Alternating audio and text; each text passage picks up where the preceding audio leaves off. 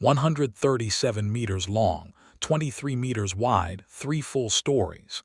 These were the dimensions God gave Noah, direct, clear, and supernaturally specific. The divine order left no room for doubt. Build yourself an ark. And at that voice, one of the greatest works ever undertaken by human hands began. The Bible reveals the size of the ark, the material, and its purpose. But to transform this order into wood, beams, and structure, Noah had to face gigantic challenges. Challenges that the text doesn't detail, but that any builder of the time would understand. And it all begins with what many ignore: the terrain. A structure 137 meters long cannot be erected just anywhere. It requires ample, firm, stable space, far from dangerous slopes and near the cypress forests, which would serve as material. So imagine Noah walking across the terrain, analyzing the soil, observing the firmness of the earth, the proximity of the trees, the accessibility. Without machines, without engineers, without maps. Only discernment, practical wisdom, and faith. And when he found the ideal location, he began the first stage, and it was anything but glorious. Removing large stones, uprooting deep roots, leveling every meter, compacting the soil to support tons of wood. All with simple tools, but with a determination driven by the Word. But there was something that made the work even more challenging in the pre-flood world: the constant moisture rising from the earth. The Bible explains that a mist rose from the earth and watered the entire surface of the ground. Genesis 2:6. This means that the soil was frequently moist by nature, and moist soil can turn to mud. Tools sink. Wood absorbs moisture, the ground becomes vulnerable. So Noah probably needed to dig small channels around the construction site, creating simple diversions so that the natural water in the soil wouldn't saturate the work area. It wasn't rain falling from the sky, it was the earth itself releasing moisture. While he did this, people passed by watching. Some laughed, others whispered. What sense does it make to prepare such a gigantic piece of land? But Noah didn't answer, because he didn't build according to human logic. He built according to divine instruction. And when the ground finally became firm, flat, and dry enough, a new challenge arose before him: gathering wood for a colossal structure. The Bible says, "Make the ark of cypress wood." And cypress trees weren't small trunks. They were enormous, sturdy, heavy trees, ideal for a work of that magnitude. Felling such a tree with rudimentary tools required strength, patience, and persistence. Felling hundreds was a process that demanded daily discipline. Blow after blow, trunk after trunk, Noah and his sons worked until the rumble of the falling tree echoed through the forest. But the work didn't end there. Moving a giant trunk to the construction site required technique, without wheels, without enough animals, without machines. The solution was the same one used by ancient peoples: wooden rollers. Smaller trunks were placed under the larger trunk. With ropes and levers, they pulled slowly, moving tons of wood a few meters at a time. As the log advanced, the rear rolls were moved to the front, slow, tiring, risky. But each log transported was another step in building what God had commanded. And Noah continued, "For he who has received instruction from God does not work by what he sees, but by what he believes." And while all this was happening, the inhabitants around saw this unusual activity: men transporting enormous logs towards a gigantic plot of land. It was natural that many mocked, that others doubted, but none of that stopped Noah, because he did not work motivated by human eyes, but by the instruction that came from God. As the wood accumulated on the land, the time came to begin the most complex part of the entire work. Not just cutting and transporting, but erecting a colossal structure that would need to remain firm during the greatest storm in human history. For the ark to remain firm, straight, and resistant, Noah would need to start from the base, the backbone of the entire vessel, Aquila. The Bible doesn't describe the process, but any ancient builder would understand that. A structure of this size required an extremely long and robust central beam, capable of supporting the entire weight of the hull, the 3 decks, and the tons of cargo that would follow. But there was a detail impossible to ignore. No tree, however large, would reach 137 meters in length. This meant that Noah needed to join several giant beams, trunk after trunk, creating a continuous, straight, and solid line, a task that demanded technique, precision, and patience. These beams were cut and fitted with wooden joints, something known since the most ancient civilizations, male and female systems, which, when well made, became as firm as entire structures. And to secure these joints, stakes and pegs of hardwood were inserted, creating points of union strong enough to hold everything together in violent storms. When the keel was ready, an impressive moment arose before Noah: the need to raise the ribs of the ark. The ribs were arched beams that rose from the sides and gave shape to the hull. The ribs needed to be fitted precisely. Therefore, Noah and his sons did what ancient builders mastered very well. They created custom-made, carefully carved joints that allowed the beams to naturally tilt and arch as they were fixed to the keel. And as these ribs rose alongside the keel, the shape of the ark finally began to emerge before their eyes. Now imagine the scene. Enormous, heavy beams being lifted by levers, thick ropes, and sheer human strength. Noah and his sons pulling, adjusting, correcting angles, watching every inch. Because if a rib were tilted too much, the entire structure would lose its balance. That's why they probably used ropes stretched end to end as guide lines. They used stones as plumb lines to ensure verticality, and repeated the process dozens of times. When the skeleton of the ark began to take shape, the sight must have been impressive. A gigantic wooden structure emerging where there had never been a sea, the size of a modern building, but made only with simple tools and human hands. And then came a crucial moment: sealing the ark. Because a beautiful structure isn't enough, it needed to be waterproof. And God was direct about this: "You shall cover the ark inside and out with bitumen." This detail is profound. Bitumen, a resin derived from the earth, needed to be boiled, thickened, and applied while still hot, creating a hard and resistant film, but applying it only to the outside wouldn't be enough. Wood over time absorbs moisture, and any infiltration could destroy everything. So Noah and his sons spent days, perhaps weeks, covering every crack, every joint, every crevice, both inside and out.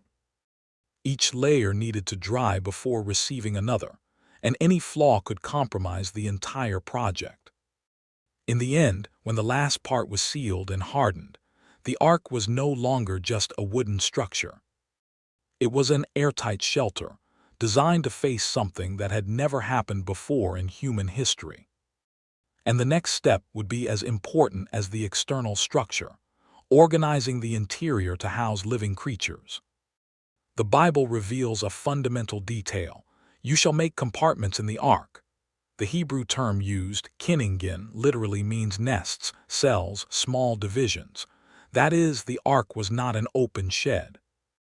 It was formed by smaller sections, carefully planned to maintain order, safety, and stability during the flood. And here is an important theological point. The Bible does not describe the layout, only stating that there were 3 floors and compartments. Based on this, we can imagine what would have been logical, practical, and possible for Noah. To maintain the vessel's balance, the most sensible approach would have been to organize the animals by weight and size.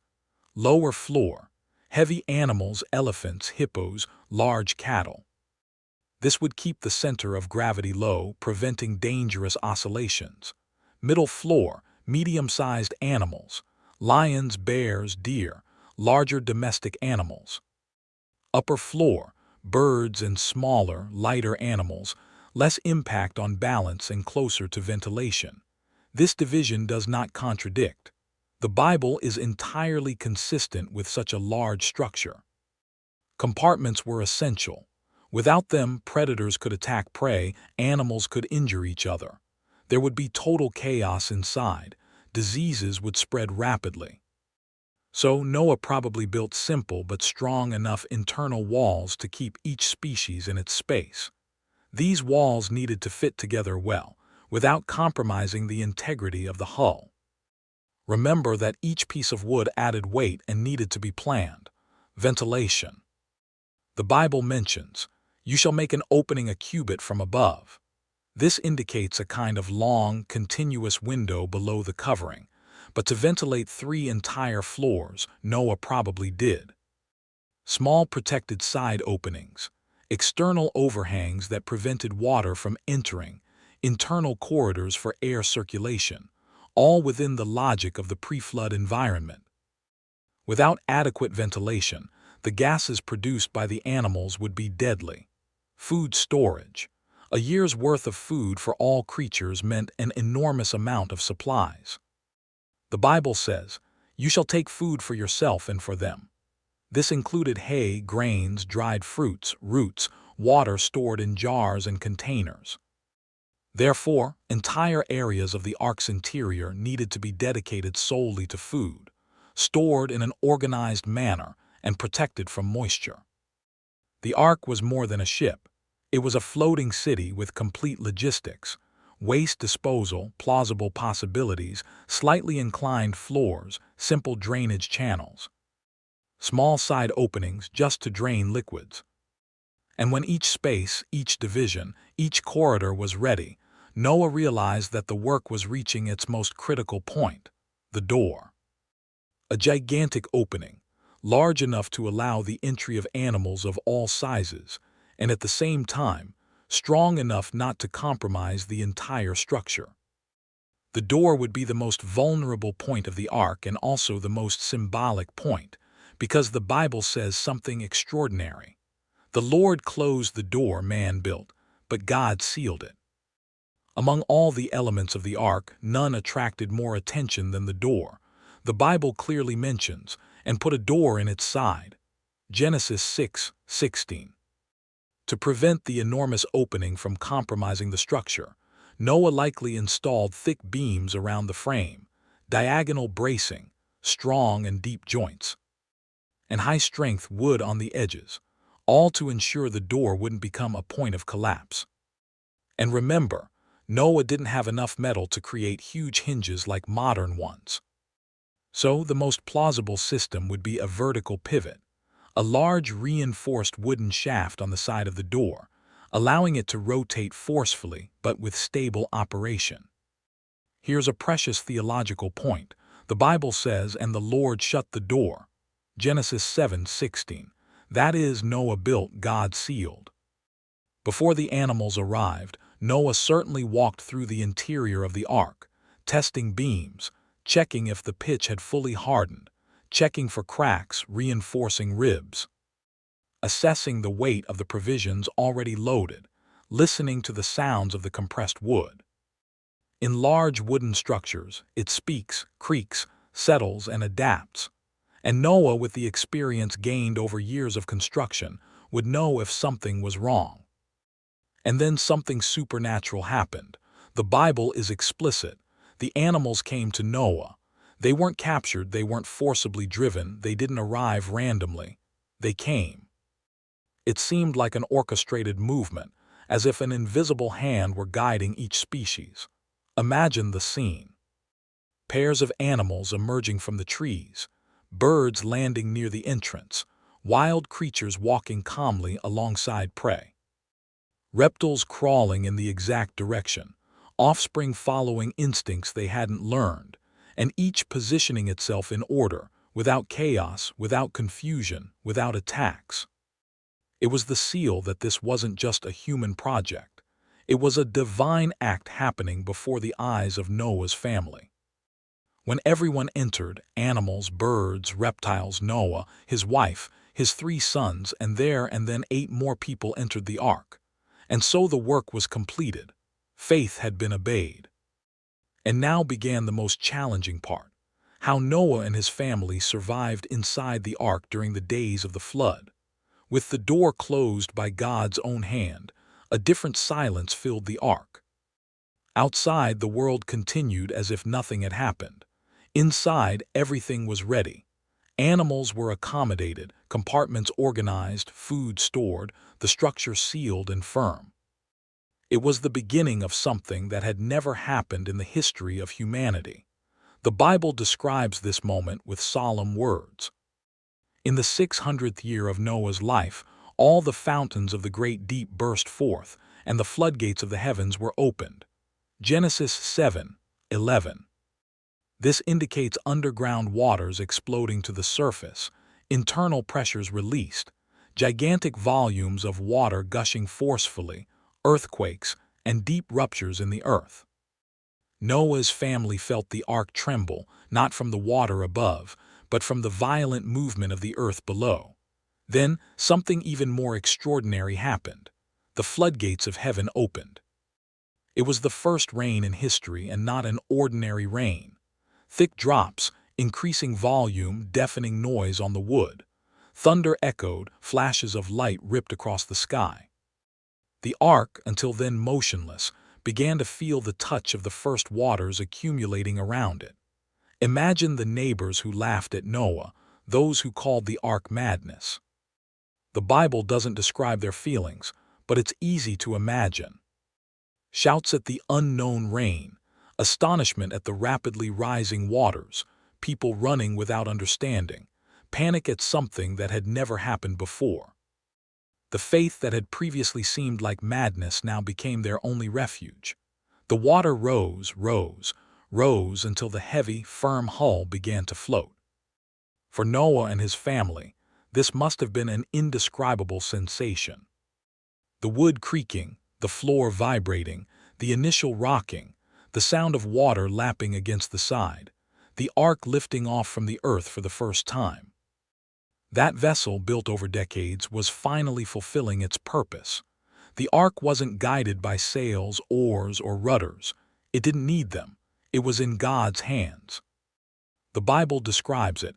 The waters prevailed and increased greatly on the earth. Genesis 7:19. This means mountains disappearing, cities submerged, trees uprooted, ancient life being extinguished before the eyes of Noah's family. Inside, the ark seemed like a world of its own. Outside, everything was dying. Inside, God preserved life. The contrast was absolute. How long did the rain last? The sound of the rain ceased after 40 days, but the flood was far from over. The Bible describes it. The waters prevailed on the earth 150 days. Genesis 7:24. Even without rain, the waters continued to rise and move, covering mountains, plains, valleys, and everything that existed before. Inside the ark, time seemed still. There was work every day. Feeding the animals, cleaning the compartments, checking the beams, reinforcing joints, monitoring stability, praying, waiting. And then, after long months of waiting, the biblical narrative reveals a decisive moment. And God remembered Noah. Genesis 8:1. The Bible says that God sent a wind over the earth and the waters began to recede. Slowly, day after day, the level began to decrease until the ark rested on the mountains of Ararat. Genesis 8:4. After months of partial darkness, Noah opened the upper window. For the first time since the beginning of the flood, fresh air entered forcefully. Natural light filled the interior of the ark, but he still had no way of knowing if the earth was ready. So he made a logical and wise decision. He released a raven, then he released a dove. The dove returned, for it found no perch. The world was still underwater. A week later, Noah tried again. The dove returned, but this time it carried an olive leaf. It was the first sign of a new beginning. Another week passed. Noah released the dove for the third time, and it did not return. The earth was finally beginning to become habitable again. After more than a year inside the ark, God spoke again. "Come out of the ark, you and your wife and your sons' wives. With you." Genesis 8:16. And Noah obeyed. The door, the very one that God had closed, was now open. An intense light flooded the interior. The animals began to emerge, species by species, following their instincts, dispersing throughout the new land. The entire family stepped onto firm ground for the first time in many months. The smell of wet earth, the pure air, the profound silence, everything was new. Nothing from the old world had survived, but God's grace preserved enough life for a new beginning. As soon as he left the ark, Noah did something symbolic, powerful, memorable. He erected an altar to the Lord. There among rocks, dry mud, and the beginning of a restored landscape, Noah offered a sacrifice. The Bible describes that God was pleased with the sweet aroma and made a promise. Never again will I destroy all life with water. And then he placed a visible sign in the sky, the rainbow. An eternal covenant, reminding humanity that even in judgment, God preserves a remnant, sustains life, and opens a path of faith. With the flood over, the ark had fulfilled its purpose. Now a new chapter began. Noah and his family would repopulate the earth. Nations would arise from Noah's sons. The world would gain new cycles, seasons, and boundaries established by God. The story of redemption would continue. From that vessel, all of post-flood humanity would be born. And the ark, a symbol of obedience, faith, and salvation, remained as a testament that God always rescues those who trust in his voice. If you've made it this far, you've already realized. The ark was not just a boat. It was an act of faith set in wood. It was salvation preserved on 3 levels. It was the divine answer to sin and at the same time proof of God's love for life. But Noah's story doesn't end with the ark. There is much more about the restart of humanity, the new covenant, the generations that came after, and how all of this connects to God's greater plan. Click on the video to the side to discover what happened after the flood and how it shaped the whole of history. Biblical.